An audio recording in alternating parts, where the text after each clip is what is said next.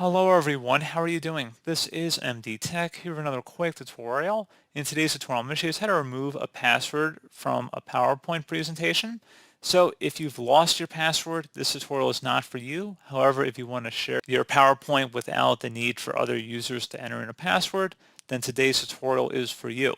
So with that said, let's go ahead and jump right into it.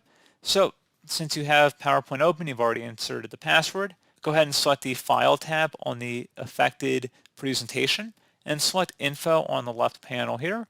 Where it says Protect Presentation, click on the drop-down and select where it says Encrypt with Password. Go ahead and select that. And now just leave it blank, so delete whatever's in here and just a blank blinking cursor in its place. And then select OK. And now the password has been removed from the presentation. So as always, thank you guys for watching this brief tutorial. I do hope I was able to help you out, and I do look forward to catching you all in the next tutorial. Goodbye.